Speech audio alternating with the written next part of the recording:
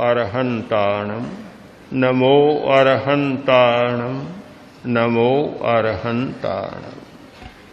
यह श्वास ध्यान, संवृत्ति श्वास ध्यान, लेस्या ध्यान, शरीर प्रेक्षा, चैतन्य केंद्र प्रेक्षा, ये सारा ध्यान चित्त को निर्मल बनाने का लिए ध्यान है।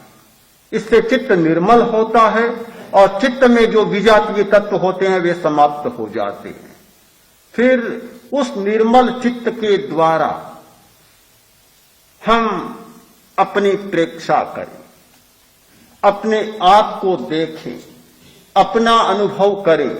जैसे जैसे निर्मल चित्त के द्वारा प्रेक्षा होगी, विजातीय कण चेतना से अलग होते चले जाएंगे। राग का कण, द्वेष का कण, मूर्छा के कण, ये सारे अलग होते चले जाएंगे। हमारी जागरूकता बढ़ती चली जाएगी। जागरूकता का मतलब है शुद्ध चैतन्य का अनुभव। तो शुद्ध चैतन्य का अनुभव जैसे जैसे बढ़ता चला जाएगा, उपादान शुद्ध होता चला जाएगा, जड़ समाप्त होती चली जाएगी। एक स्थिति ऐसी आती है कि शुद्ध चैतन्य प्रकट हो जाता है, और जब शुद्ध चैतन्य प्रकट होता है, विजातीय तत्व दूर हो जाते हैं। उस स्थिति में वंदना होने पर प्रसन्नता नहीं हो, कारण समाप्त हो गया। खुश होना यह भी एक मूर्छा है। निंदा होने पर अप्रीति नहीं जागेगी, द्वेष नहीं जागेगा, वह भी एक मूर्छा है। मूर्छा ही टूट गई तो फिर कोई कारण नहीं कि राग जागे और द्वेष जागे, कारण ही समाप्त हो गया। उस स्थिति का ये आलेखन है, आकलन है। उस भूमिका में पहुंचकर और हम इस स्थिति का अनुभव कर सकते हैं। उससे पहले भी ये स्थिति का भान हमें शुरू हो जाता है। वह तो अंतिम स्थिति है, पहले भी हमें भान शुरू हो जाता है। जो व्यक्ति ध्यान की स्थिति में आता है उसे स्वयं अनुभव होता है कि क्रोध भी शांत हो रहा है, वासना भी शांत हो रही है, कम हो रही है, वृत्तियां भी शांत क्षीण हो रही हैं, कम हो रही हैं, मूर्छा टूट रही है। हम देखते हैं पहले दिन शिविर में आते हैं, सबसे पहला प्रश्न कुछ लोगों के लिए भोजन का होता है। अब मारवाड़ के लोग आए जो बहुत मिर्चें खाने वाले,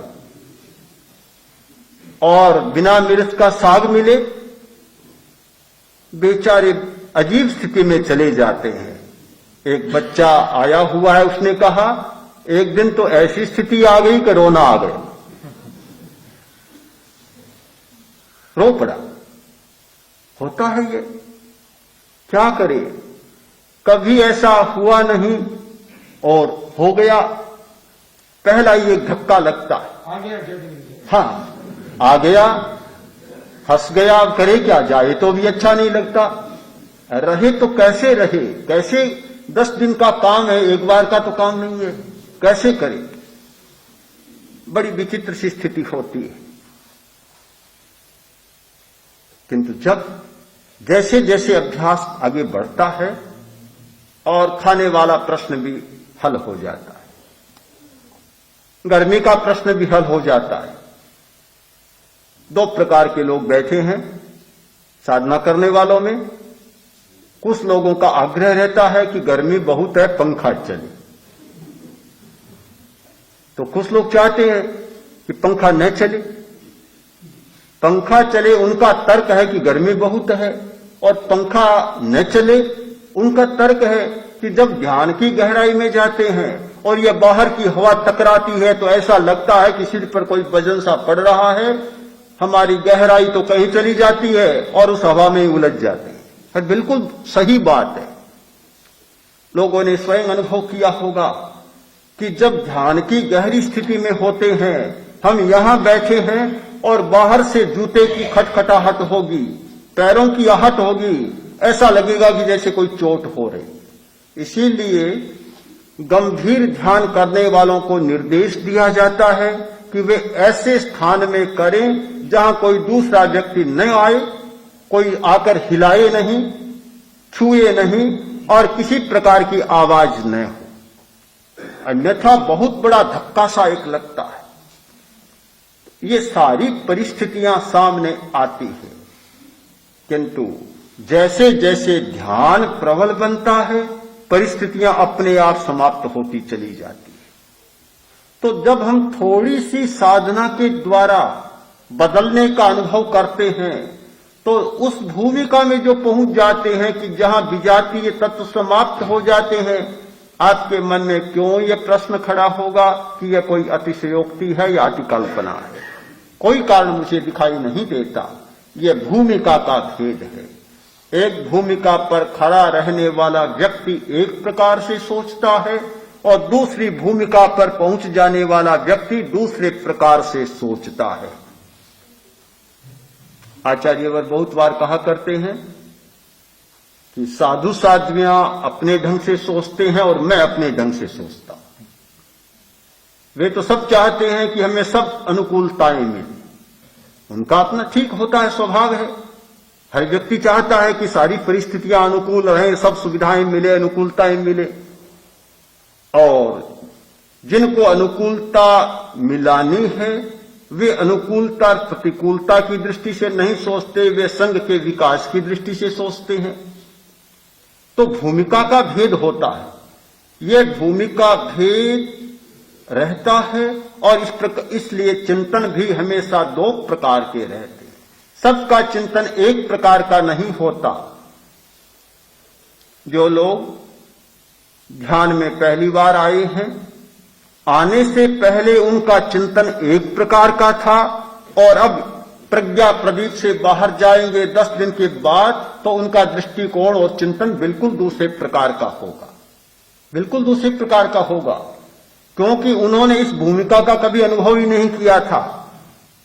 यदि किसी व्यक्ति से कहा जाए कि ध्यान करने वाला जब ध्यान की गहराई में जाता है उसको बड़ा आनंद आता है, बड़ी तृप्ति मिलती है और ऐसा सुख मिलता है कि जैसा और कहीं मिलता नहीं। दूसरे लोग सोचेंगे कि गप्पे हाँक रहा है, भला सुख कहां मिला? सुख तो खाने को अच्छा मिले, बर्फ मिले, गर्मी के दिनों में बर्फ मिला, पानी मिले, कूलर चले, वातानुकूलित भवन हो, सारी सुविधाएं हो, तब तो सुख का अनुभव होता है। गर्मी में जाकर तो भीतर बैठे और कहते हैं कि बड़ा सुख का अनुभव हुआ, कोई बात मानेगा ही नहीं और सोचेगा कि एक बार चला गया, फंस गया, अब यह कहे कि अच्छा नहीं तो भी अच्छा नहीं लगता। वह तो दूसरों को फंसाएगा। जो मछली जाल में फंस गई तो फिर दूसरों को भी टानना चाहती है। एक बार फंस गया तो दूसरों को फंसाने का ही प्रयत्न करेगा।